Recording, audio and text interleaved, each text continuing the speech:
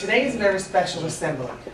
We have a visitor who was a student here, and he is now a 3-time Emmy winner, and at the moment he is a playwright and actor in a play that he wrote and stars in My Big Gay Italian Wedding.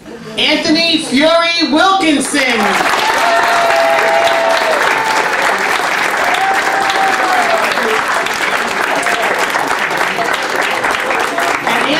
Here to tell you his story.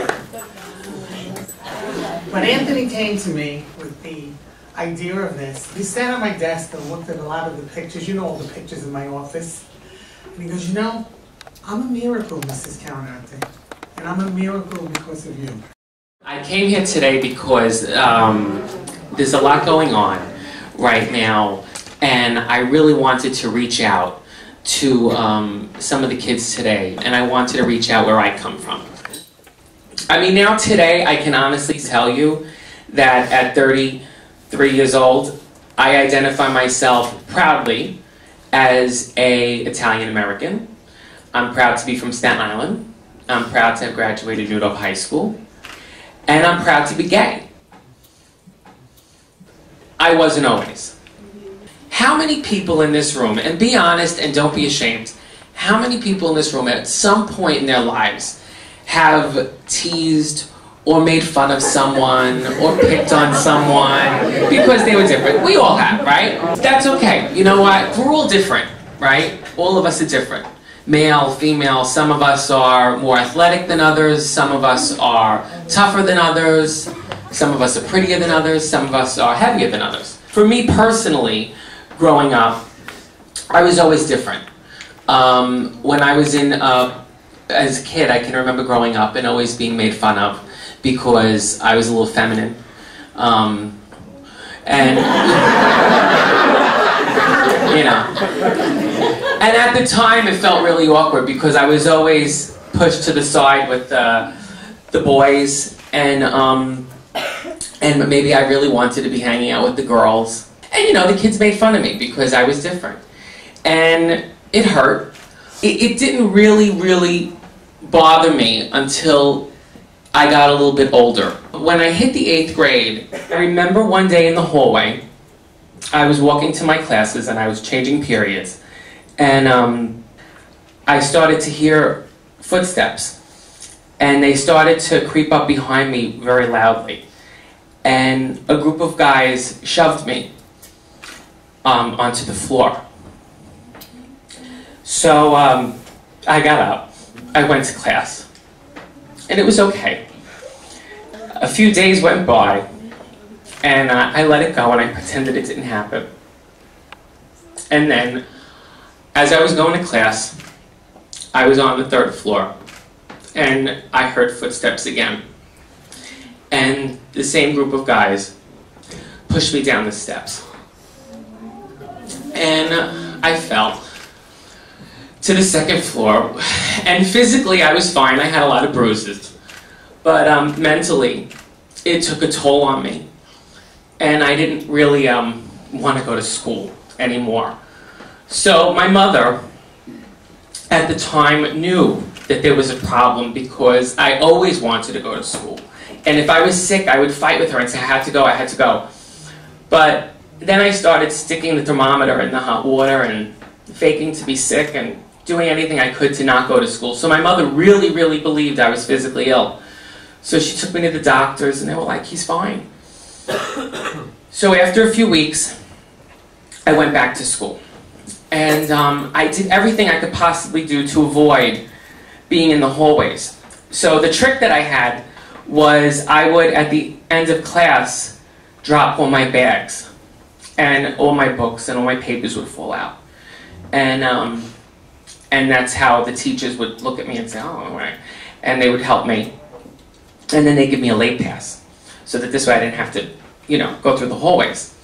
I started taking a taxi back and forth to school so that I didn't have to walk to school even though it was only 6 blocks. So this went on for a good 2 weeks. So that was my game. I was able to get through school for a good 2 or 3 weeks just by dropping books and not walking through hallways and running through the halls to get to class and taking a taxi. And then after about 3 weeks, it caught up.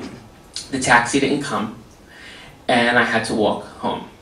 And the guys found me on Highland and Midland Avenue.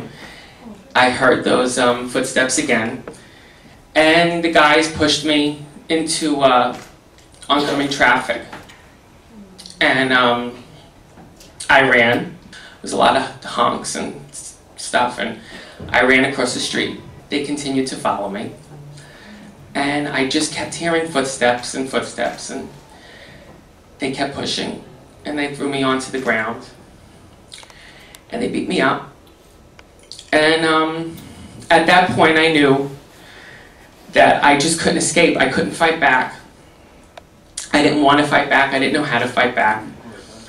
And at that point I said, it just can't get better. And I went home that night, and I made an appointment with myself to take my own life. And the next morning, I woke up in the same place where I got pushed into oncoming traffic. I threw myself into oncoming traffic. And by the grace of God, the car stopped short and rear-ended me right here at the waistline. I landed on my ass, and thank God I was fine. The guy wasn't too happy with me, and he jumped out of the car, and he looked at me, and he grabbed me by the arm, and he's like, "Where are you going? Are you going to school? You jumped in front of me. You jumped in front of me." And I was like, "I know I did." And he grabbed my arm, and he brought me into the school, and at that point, they have to admit you. And they took me to the guidance counselor. I remember his name. His name was Mr. Wexler.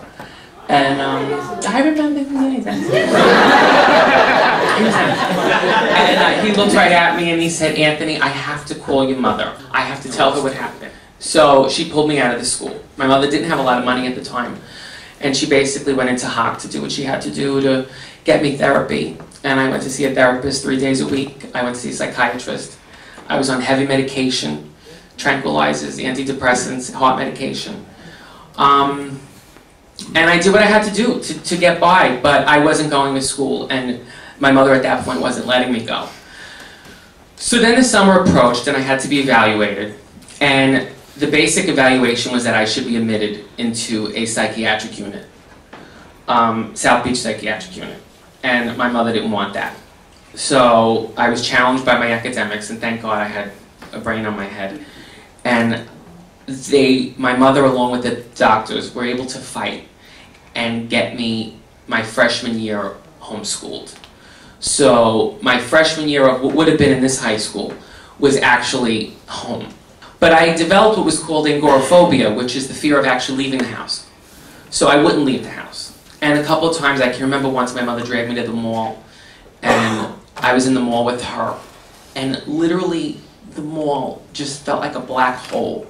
And all I can hear was people's footsteps. And every time I heard footsteps, I kept thinking that someone was coming to attack me. And I remember in that moment in the mall, just completely shutting down and having the worst panic attack to the point where I passed out. And I just didn't think it would ever get better. Then the second term of freshman year, they brought me into the school, and there was an excellent principal at the time. Her name was Elizabeth Sparrow, and the assistant principal was Grace Murphy. And the doctors told them my story, and they were very patient.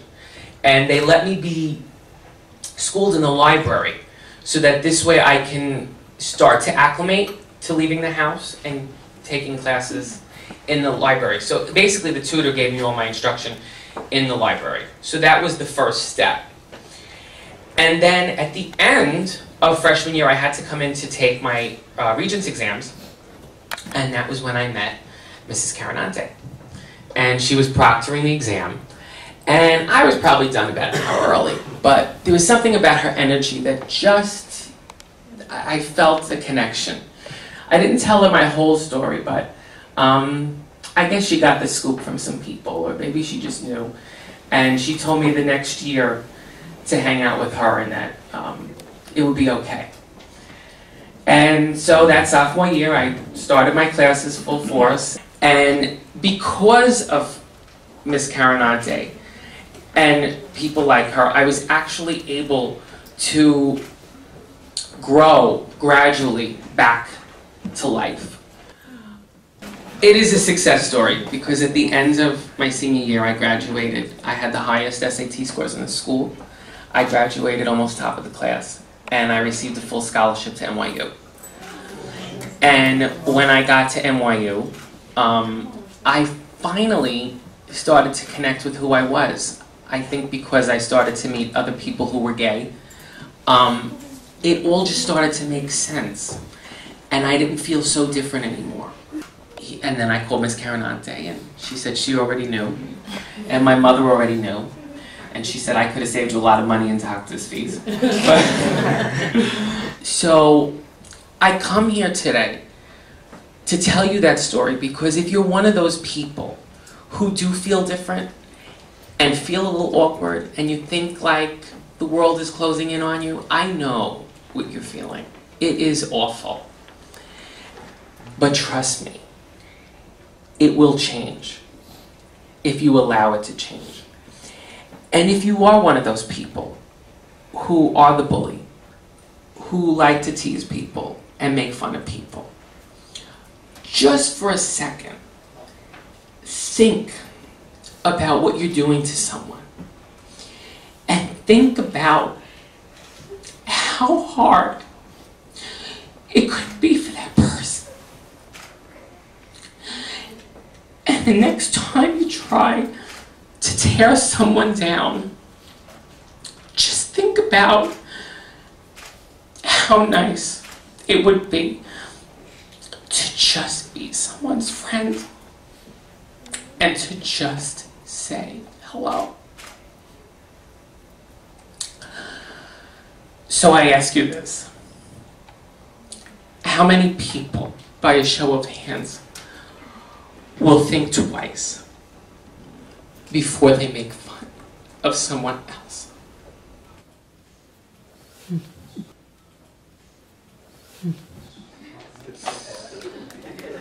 Thank you, and have a great night.